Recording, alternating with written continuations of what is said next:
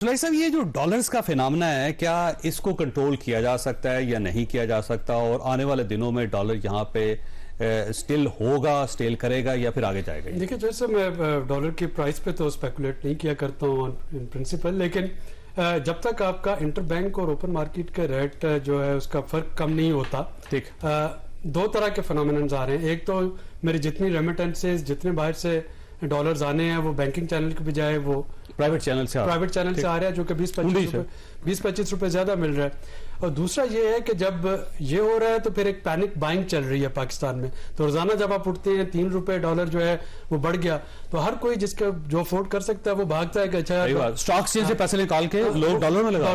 तो इस वक्त हमारा अपना एस्टिमेट है कि तकरीबन इस वक्त लोगों के लॉकर्स में पाकिस्तान में 8 से 10 बिलियन डॉलर जो है वो पड़ा है। तो जितने पाकिस्तान के इस वक्त टोटल प्राइवेट और स्टेट बैंक का डिपॉजिट है, तकरीबन उससे कहीं ज्यादा या तकरीबन उतने जो है वो लोगों के इंडिविजुअल पड़े हुए हैं। तो वो कहाँ से आ रहे हैं? वैसे गवर्नमेंट इसको रिकवर कर सकती है किसी तरीके से, कोई एमनेस्टी अनाउंस करके? IMF के साथ एक डील का स्पेशल को लेना पड़ेगा, वेवर लेना पड़ेगा, क्योंकि दो इसमें खतरात है। एक तो फाटफ का खतरा है, दूसरा IMF शायद इसको नहीं करने देगा कोई एमनेस्टी स्कीम। अदरवाइज अगर उसका तो एक ही तरीका है कि आप कुछ अरसे के लिए या तो सोर्स पूछना बंद कर दे, डॉलर बाहर निकल आएगा, या फिर आप डॉलर पे अगर हम RDA पे दे सकते हैं 7% प्रॉफिट दे सकते हैं, तो जो लोकल डॉलर डिपॉजिटर है अगर आप उसको कहना शुरू कर दे कि सोर्स बता के डिपॉजिट करो और आपको इतने % प्रॉफिट मिलेगा, तो शायद कुछ डॉलर जो है, क्योंकि लोग ज्यादा अरसा होल्ड भी तो नहीं कर सकते, तो कुछ डॉलर जो है वो वहां पे जमा होना शुरू हो जाए।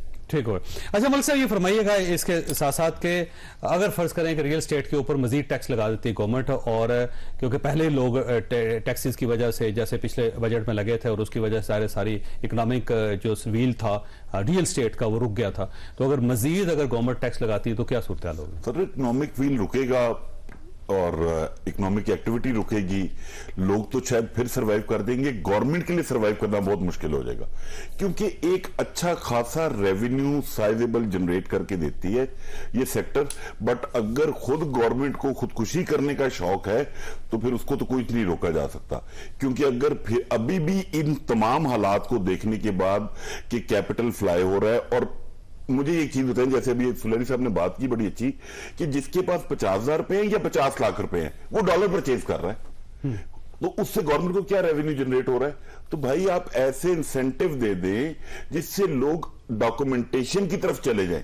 हमारा माइंडसेट ऐसा है कि हम लोगों को खुद कहते हैं कि भाई आप चोरी करें।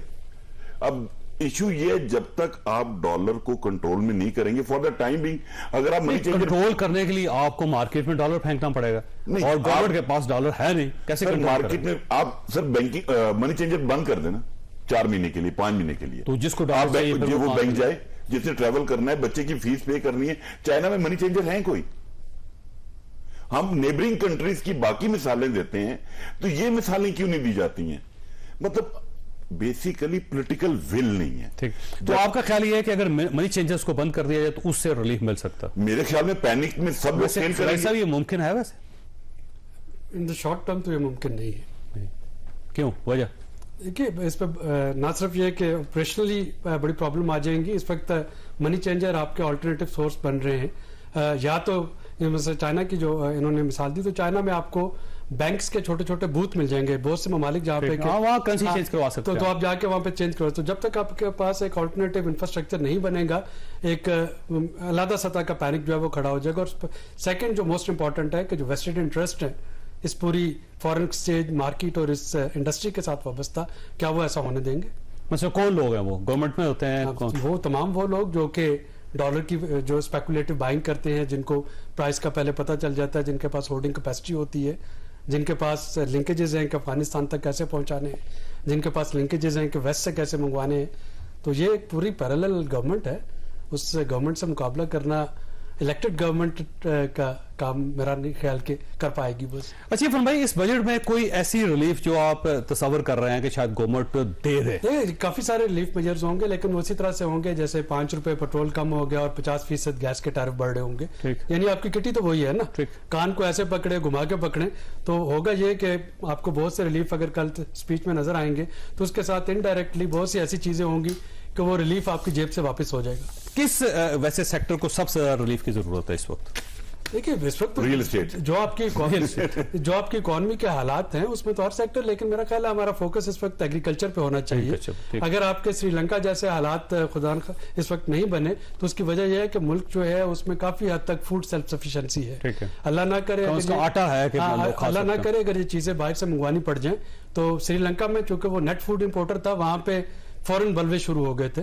पाकिस्तान को ज़राअत ने बचाया हुआ है फिलहाल, और हमें in the medium to short term शायद एग्रीकल्चर पे फोकस करना चाहिए। ठीक। अच्छा, ये आज के इक्तिसादी सर्वे में एक बस आप ये बस लाइटर एक गुफ्तगू है, एक पॉइंट है कि हमारे जो गधे हैं उनकी तादाद में इजाफा हुआ है, 57 लाख से 58 लाख हो गए हैं, जबकि घोड़ों की तादाद वो 4 लाख पिछले साल भी थी, ऊँटों की 11 लाख थी पिछले साल, खच्चरों की 2 लाख थी, वो वैसी रही है। तो ये गधों की सर ये तादाद हार्स ट्रेडिंग पे चूंकि पाबंदी लग गई, फ्लोर क्रॉसिंग पे, तो घोड़े जो है वो उतनी रहे, गधे तो करोड़ों में हैं, आप लाखों में बात कर रहे हैं, 1 लाख।